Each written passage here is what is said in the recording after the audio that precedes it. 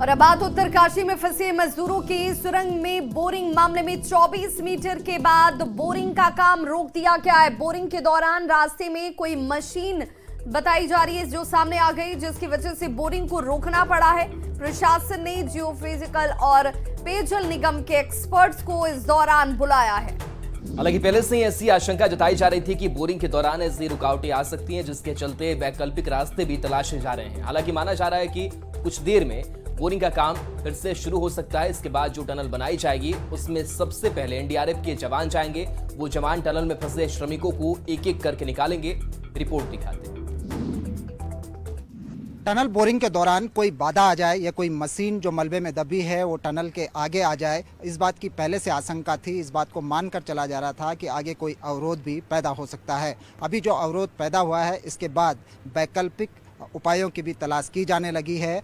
प्रशासन की ओर से अन्य मशीनों की एक बैकअप के तौर पर पूरा प्लान इसका तैयार किया जा रहा है। इधर उधर संपर्क भी किया जा रहा है। फिर भी माना जा रहा है कि कुछ देर बाद बोरिंग का जो कार्य है एक बार फिर से शुरू हो सकता है। प्रशासन का प्लान है कि यदि बोरिंग सफलतापूर्वक संपन्न हुआ तो सबसे पहले जो 900 mm के जो पाइप हैं उनके जरिए जो टनल बनेगी 50 से 60 मीटर लंबी टनल, उसमें सबसे पहले एनडीआरएफ के जवानों को उस टनल से भेजा जाएगा, क्योंकि टनल के अंदर क्रॉलिंग करके जाना होगा। जो 40 जिंदगियां दूसरी पार हैं, 5 से 6 दिन का समय उनको हो चुका है। हो सकता है कि कोई क्रॉलिंग करने की हालत में न हो, इसलिए सबसे पहले एनडीआरएफ को भेजा जाएगा। एनडीआरएफ फंसे हुए मजदूरों के पास जाएगी और उसके बाद एनडीआरएफ के जवान उनको एक एक करके क्रॉलिंग के सहारे रेस्क्यू करते हुए या फिर स्ट्रेचर को डालकर उन श्रमिकों को बाहर निकाला जाएगा।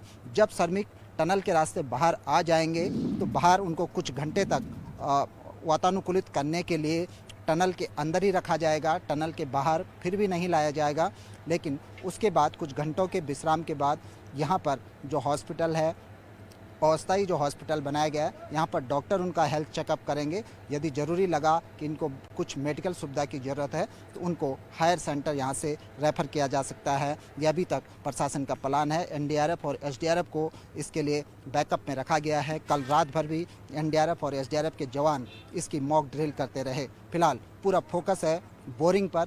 बोरिंग मशीन में यदि कोई खामी आती है तो उसका वैकल्पिक उपाय यहाँ पर बैकअप के रूप में खोजा जा रहा है। कैमरा पर्सन राकेश रावत के साथ सुनील नौपरबात, न्यूज़ 18, सिलक्यारा, उत्तरकाशी। और अगली खबर अयोध्या से। उत्तराखंड में टनल में फंसे 40 मजदूरों की जिंदगी की रक्षा के लिए धार्मिक अनुष्ठान शुरू हो चुका है। अयोध्या में स्थापित भगवान शिव की आराधना कर रुद्राभिषेक किया गया। रामादल ट्रस्ट के अध्यक्ष ने इस पर क्या कुछ कहा, सुनाते हैं। 72 घंटे से अधिक हो गया। समाचार पत्रों से जो सूचनाएं मिल रही हैं कि अमेरिका की कोई मशीन में लग रही है और सरकार नई सुरंग खोद रही बचाने के लिए युद्ध स्तर पर। हमारे प्रधानमंत्री जी ने भी वहाँ के मुख्यमंत्री धामी से बात किया है। ये सूचना मिलने के बाद अंतर्गत ये प्रेरणा उत्पन्न हुई और निरंतर राष्ट्रहित के मुद्दों पर हमारा रामादल क्रियाशील है। तो आज भगवान भोलेनाथ के अत्यंत प्रभावशाली, परम शक्तिशाली, प्रणव युक्त मृत संजीवनी महामृत्युंजय महामंत्र, जहाँ जिसके समक्ष असंभव कुछ है ही नहीं,